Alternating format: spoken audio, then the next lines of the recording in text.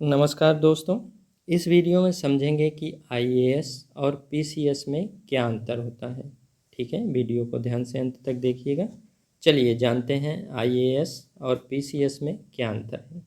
IAS और PCS दोनों ही प्रशासनिक सेवाओं में देश की सबसे प्रतिष्ठित सिविल सेवाओं में आती है। यही वजह है कि बीते कई वर्षों में संघ लोक सेवा आयोग यूपीएससी, सिविल सेवा और संबंधित राज्य लोक सेवा आयोग पीसीएस सेवाओं के लिए हर साल आवेदन करने वाले अभ्यर्थियों की संख्या बढ़ती जा रही है। ठीक है, तो आईएएस का एग्ज़ाम कौन करवाता है? यूपीएससी। पीसीएस का राज्य लोक सेवा आयोग। ओके, चलिए आगे जानेंगे इसके बारे में और डिटेल में। दोनों ही परीक्षा कठिन है, जिनमें सफलता मिलना निश्चित नहीं है, लेकिन फिर भी युवा इस परीक्षा के लिए दिन रात तैयारी करते हैं। वहीं कई युवा कई सालों तक परीक्षा के लिए तैयारी करते हैं और दुनिया के सबसे बड़े लोकतंत्र की बागडोर संभालने के इंतजार में रहते हैं। प्रशासनिक स्तर पर इन दोनों सेवाओं में अंतर होता है। आइए जानते हैं मुख्य अंतर क्या होता है। पहले जानते हैं आईएएस के बारे में। ओके, आईएएस अधिकारी बनने के लिए संघ लोक सेवा आयोग यूपीएससी सिविल सेवा की परीक्षा देनी होती है, जो कि साल में एक बार मई या जून में आयोजित की जाती है। परीक्षा का आयोजन 3 चरणों में किया जाता है, जिसमें से प्रीलिम्स, मेंस, इंटरव्यू चरण होते हैं। ठीक है, तो आईएएस अधिकारी बनने के लिए यूपीएससी द्वारा परीक्षा होती है। ये साल में हर साल होती है, मई या जून के महीने में होती है। 3 चरण में परीक्षा होती है, प्री, मेंस और इंटरव्यू। इसके सिलेबस में भारत और विश्व के विभिन्न विषयों को लेकर सवाल पूछे जाते हैं। प्रीलिम्स में पेपर 1 सामान्य अध्ययन और पेपर 2 सी सेट का होता है। ठीक है, तो प्रीलिम्स में 2 पेपर होते हैं, एक जनरल स्टडी का, सामान्य अध्ययन का, और दूसरा सी सेट का।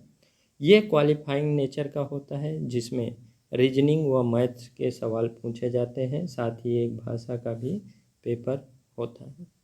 ठीक है, तो जो सी सेट का होता है वो क्वालिफाइंग नेचर का होता है, सिर्फ पास होना ज़रूरी होता है। इसमें मैथ और रीजनिंग पूछे जाते हैं। ठीक है, इसके बाद मेंस में विभिन्न विषयों के पेपर और 2 ऑप्शनल के पेपर होते हैं। ठीक है, तो 2 ऑप्शनल भी होते हैं मेंस में। ये चरण पास होने के बाद इंटरव्यू में अभ्यर्थी की पर्सनालिटी चेक की जाती है। ठीक है, प्री के बाद मेंस, मेंस के बाद पर्सनालिटी चेक होती है इंटरव्यू के रूप में। ठीक है, 3 चरणों के बाद एक फाइनल लिस्ट बनाई जाती है, जिसमें परीक्षा में अधिक अंक लाने वाले अभ्यर्थियों को आईएएस सेवा दी जाती है। ठीक है, तो ये तीनों चरणों के बाद इंटरव्यू, प्री, मेंस और इंटरव्यू के बाद एक फाइनल लिस्ट बनाई जाती है, जिसमें जो अभ्यर्थी सबसे ज़्यादा अंक लाएगा उसे आईएएस की सेवा दी जाएगी। किस तरह पद मिलता है आईएएस का? आईएएस सेवा मिलने के बाद अभ्यर्थी को लाल बहादुर शास्त्री राष्ट्रीय प्रशासन अकादमी लवासना में 10 माह का प्रशिक्षण दिया जाता है। इसके बाद प्रशिक्षुओं को उनके संबंधित कैडर में जिला प्रशिक्षण के लिए भेजा जाता है। ठीक है, तो आईएएस सेवा मिलने के बाद लवासना में 10 माह का प्रशिक्षण होता है। इसके बाद जो अभ्यर्थी प्रशिक्षु होंगे उनको उनके संबंधित कैडर में जिला प्रशिक्षण के लिए भेजा जाएगा। यह प्रशिक्षण पूरा होने के बाद वे दोबारा मसूरी स्थित अकादमी में पहुंचकर दूसरे चरण की ट्रेनिंग पूरी करते हैं, जिसमें उन्हें विदेश भी ले जाया जाता है। बाद में नई दिल्ली में स्थित विभिन्न मंत्रालयों में सहायक सचिव के तौर पर 3 महीने तक कार्य करते हैं। 3 महीने काम करने के बाद फिर उन्हें फिर से उनके संबंधित कैडर में भेज दिया जाता है। कैडर में राज्य प्रशासन के अनुसार अधिकारियों को पद दिया जाता है। ठीक है, उदाहरण के तौर पर उत्तर प्रदेश में शुरुआती पद जॉइंट मजिस्ट्रेट, बिहार में एसडीएम और तेलंगाना में सब कलेक्टर का पद होता है। ठीक है, तो आईएएस में अलग अलग राज्य में अलग अलग तरीके का पद मिलता है, जैसे कि उत्तर प्रदेश में है शुरुआती में जॉइंट मजिस्ट्रेट, बिहार में एसडीएम और तेलंगाना में सब कलेक्टर के पद पर कार्य करना होगा। ठीक है, शुरुआत में कुछ जगहों पर अधिकारी उप जिलाधिकारी एडीएम के रूप में काम शुरू कर देते हैं। उन्हें एक जिले या तहसील का प्रभार दिया जाता है। यदि एसडीएम की नियुक्ति दी गई है तो तहसील यानी अनुमंडल सब डिवीजन की कानून व्यवस्था का कार्य सौंपा जाएगा। ठीक है, आईएएस अफसर सरकारी विभागों या मंत्रालयों में भी भेजे जा सकते हैं। कार्य के दौरान उन्हें डिप्यूटेशन पर world bank, international monetary fund, Asian development bank, the Asian infrastructure investment bank और यूनाइटेड नेशंस और उनकी एजेंसियों में तैनात किया जा सकता है। ठीक है, तो उनके कार्य के दौरान उन्हें डिप्यूटेशन पर world bank, international monetary fund, Asian development bank, the Asian infrastructure investment bank और यूनाइटेड नेशन या उनकी एजेंसियों पर तैनात किया जा सकता है। अब जानते हैं पीसीएस के बारे में। पीसीएस अधिकारी बनने के लिए संबंधित राज्य लोक सेवा आयोग की ओर से सिविल सेवा का आयोजन किया जाता है। इस परीक्षा का आयोजन भी साल में एक बार मई से जून के बीच में होता है। ठीक है, तो पीसीएस अधिकारी बनने के लिए राज्य लोक सेवा आयोग द्वारा परीक्षा आयोजित की जाती है, जो कि हर साल होती है मई या जून के बीच में। वहीं इसके सिलेबस की बात करें तो इसके सिलेबस काफ़ी हद तक यूपीएससी सिविल सेवा की तरह ही है।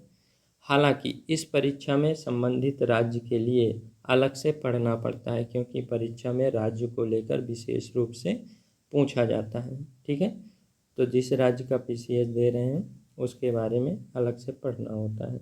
पीसीएस का पद किस तरह मिलता है? पीसीएस के संबंध में ट्रेनिंग के बाद उन्हें सब डिविजनल मजिस्ट्रेट के तौर पर नियुक्ति मिलती है।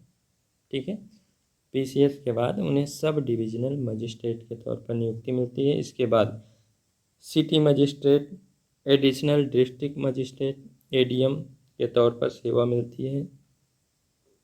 कुछ जिलों में एडीएम के 2 से 3 पद होते हैं, जो कि एडीएम फाइनेंस या रेवेन्यू, एडीएम सिटी और एडीएम एग्जीक्यूटिव है। ठीक है, 2 से 3 पद होते हैं एडीएम के, फाइनेंस या रेवेन्यू से, सिटी और एग्जीक्यूटिव से। ठीक है, अब जानते हैं आईएएस और पीसीएस में प्रमुख अंतर क्या है। आईएएस का चयन केंद्र सरकार द्वारा किया जाता है, जबकि पीसीएस अधिकारी का चयन राज्य सरकार द्वारा किया जाता है। ठीक है, आईएएस का केंद्र सरकार द्वारा और पीसीएस का राज्य सरकार द्वारा चयन किया जाता है। आईएएस की नियुक्ति राष्ट्रपति द्वारा की जाती है, जबकि पीसीएस की नियुक्ति राज्यपाल द्वारा की जाती है। ओके, आईएएस संविदा पर किसी भी राज्य में कुछ समय तक अपनी सेवाएं दे सकते हैं। वहीं पीसीएस अधिकारी संविदा पर अलग अलग विभागों में काम कर सकते हैं, लेकिन वे सिर्फ अपने राज्य में ही काम कर सकते हैं। ठीक है, तो आईएएस अधिकारी किसी भी राज्य में कुछ समय के लिए अपनी सेवाएं दे सकते हैं, लेकिन पीसीएस अधिकारी अलग अलग विभागों में काम कर सकते हैं, लेकिन सिर्फ उसी राज्य में। ठीक है, आईएएस का बेसिक वेतन अधिक होता है, जिसमें अन्य भत्ते जोड़कर मासिक वेतन और अधिक हो जाता है, जबकि पीसीएस का बेसिक वेतन आईएएस की तुलना में कम होता है। ठीक है, तो आईएएस का वेतन ज़्यादा होता है, पीसीएस का कम। आईएएस और पीसीएस के प्रमोशन में अंतराल होता है। ठीक है, उम्मीद करता हूँ कि आईएएस और पीसीएस के बीच क्या अंतर होता है आपको समझ आया होगा। अगर अभी तक आपने चैनल सब्सक्राइब नहीं किया है तो चैनल सब्सक्राइब कर लीजिए, ताकि आने वाले हर वीडियो की अपडेट आपको मिलती रहे। मिलते हैं अगले वीडियो में, तब तक के लिए बाय।